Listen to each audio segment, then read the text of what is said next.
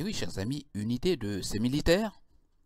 Il s'agit de ceux qui ont tenté de renverser le président Bongo en 2019.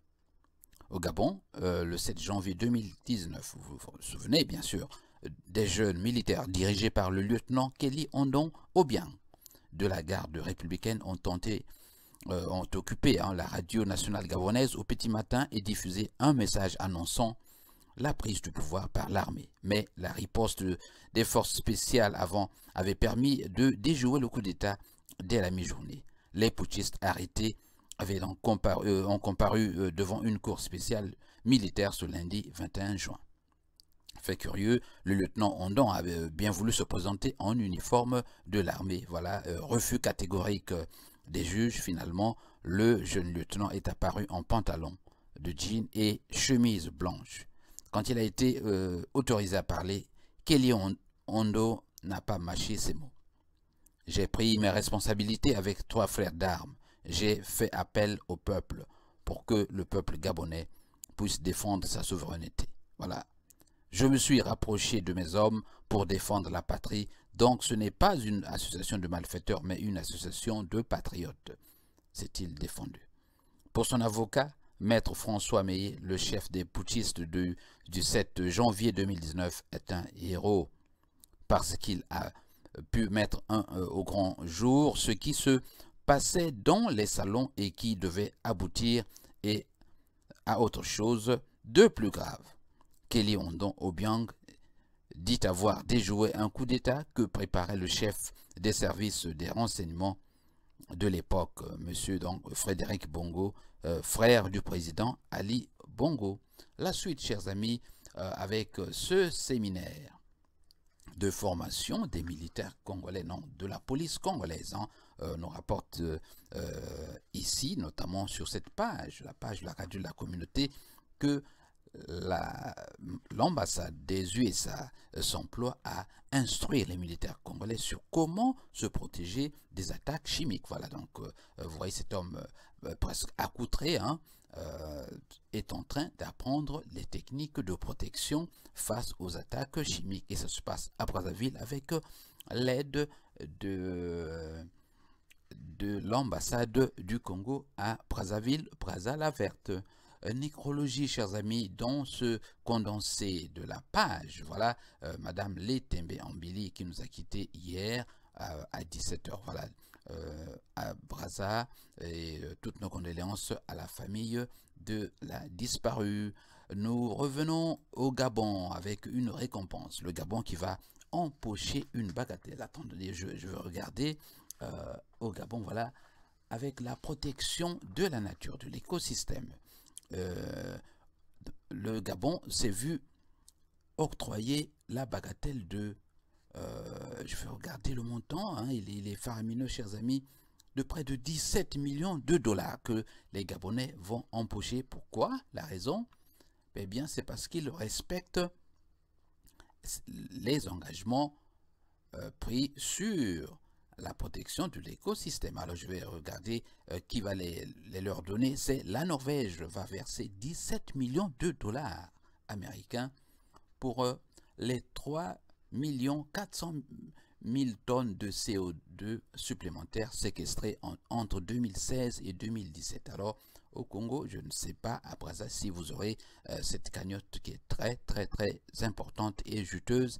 Allez vous aussi apprendre à respecter la nature et vous aurez ce gros cadeau que la Norvège va offrir à la République gabonaise. Je rappelle, une bagatelle de 17 millions de dollars. C'est de l'argent qui tombe un peu comme du ciel, mais on nous rapporte également que ils pourront percevoir au total 150 millions de dollars. Voilà, s'ils peuvent maintenir ces efforts de protection de la nature. Attention, ils font toujours des vérifications. Ils les ont vérifiés, recoupés et envoyé des experts là-bas dans ces forêts.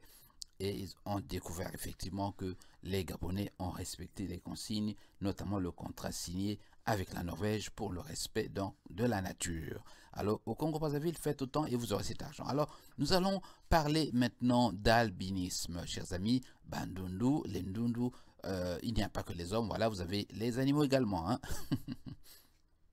les ndundu, ça touche voilà les singes, vous pouvez, voilà, même monsieur l'éléphant ne n'échappe pas à cette règle de la nature, la loi de la nature, j'allais dire, le lion également, atteint d'albinisme, crocodile, voilà, et partout, nous pouvons, et même les végétaux, je vous assure, sont victimes d'albinisme, tortues, oiseaux et que d'autres espèces également. Voilà, ces animaux atteints, on nous rapporte aussi que ces animaux, pardon, atteints d'albinisme sont d'une beauté rare et incroyable. Ah, c'est vrai, mais alors c'est cela.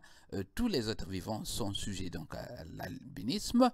Il n'y a pas que les hommes, mais la particularité, c'est que les hommes ont une journée internationale des personnes atteintes d'albinisme et cette journée a été célébrée le 13 juin dernier.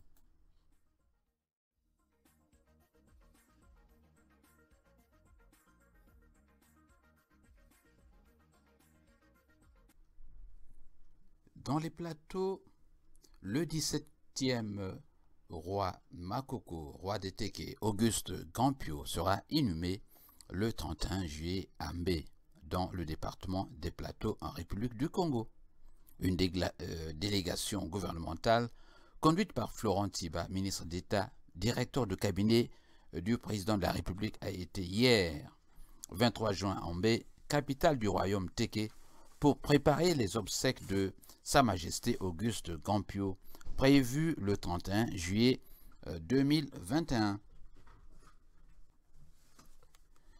Le roi Makoko, né Auguste Gampio, est décédé depuis le 8 juin dernier à Mbé, siège du royaume à l'âge de 96 ans. Reconnu tel par le peuple Téké, le Makoko était monté sur le trône le 16 octobre 2004 comme 17e roi après le décès de son prédécesseur Gaston Wayulo. Dans la tradition Téké, le roi et la reine Ngalifuru, gardienne du Kwembali, incarnent un pouvoir traditionnel respecté de leurs sujets.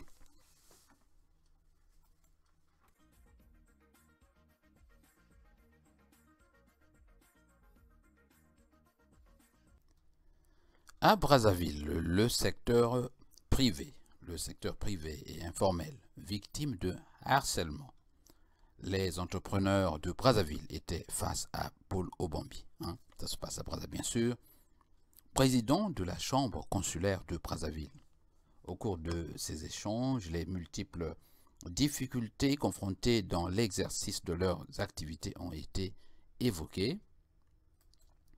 Dans sa prise de parole, donc réponse de M. Paul Obambi, que vous connaissez, personnage non célèbre bien sûr, Paul Obambi a souligné que le secteur privé s'écroule sous le harcèlement administratif. Il y a trop d'impôts, trop de taxes et à peine une petite boutique ouverte. C'est toute l'administration congolaise qui est présente dans la boutique. Quelquefois, les agents des services publics sont plus nombreux que les clients. Ah, ça, il faut... Ces agissements jugés être un frein pour le développement de l'entrepreneuriat dans notre pays nécessitent l'intervention du ministre en charge des PME afin qu'il plaide auprès de ses collègues qui sont concernés par ces différents sujets. Alors vous voyez donc que chaque fois vous les voyez en train de négocier des pourboires auprès des commerçants qui ne peuvent exercer librement, donc faire des bénéfices escomptés. Voilà, c'est le raquettage là-bas à Poto-Poto, à Mongali, à Brazza, à Pointe-Noire, un peu partout dans le pays. Les commerçants souffrent donc et surtout, voilà, on nous dit que c'est surtout les mamans du marché chaque jour qui doivent payer 200 francs CFA pour le balayage et 100 francs CFA pour la mairie. Les rues, des taxes payées, mais des rues toujours sales à Brazzaville. Voilà le tour de la page. Dans quelques instants, la suite, chers amis.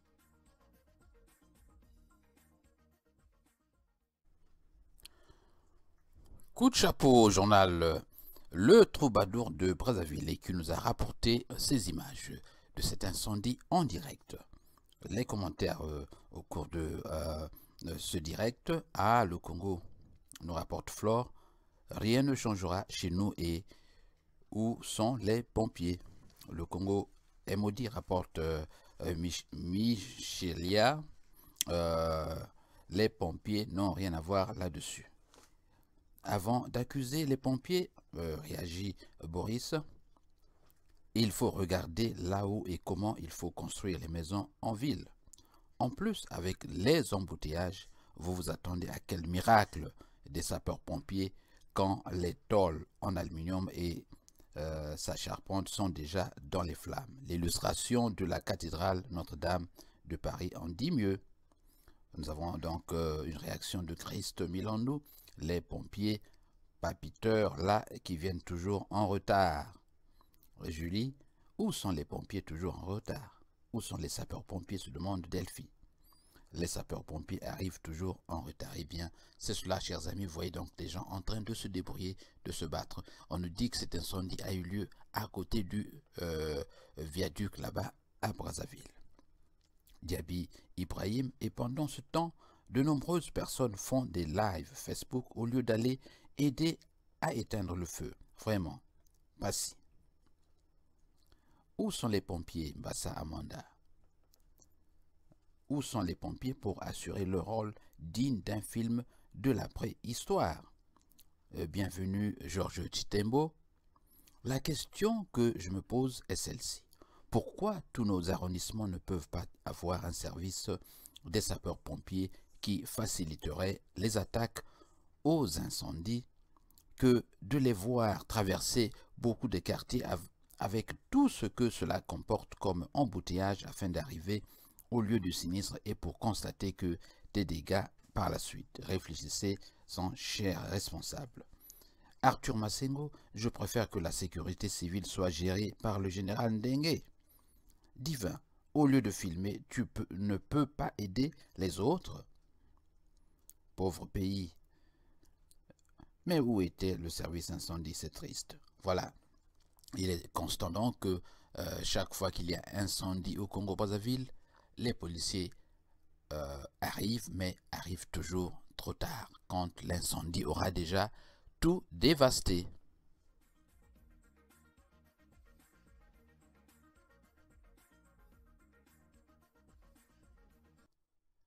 À Brazzaville, Irène Mboukou vole au secours des veuves. À l'occasion de la Journée internationale des veuves, célébrée tous les 24 juin, 200 enfants orphelins venus des horizons de Brazzaville ont bénéficié d'un repas en famille offert par Irène Mboukou, ministre en charge des actions sociales et humanitaires. La main sur le cœur, on nous rapporte que la ministre a remis un don constitué de vivres et objets aux structures qui hébergent ces enfants. On espère bien que ce ne sera pas un coup d'éclat, qu'il ne faudra peut-être pas attendre 365 jours pour refaire la même chose et que des mesures soient prises par ce département pour que cette aide reste une aide budgétisée et permanente.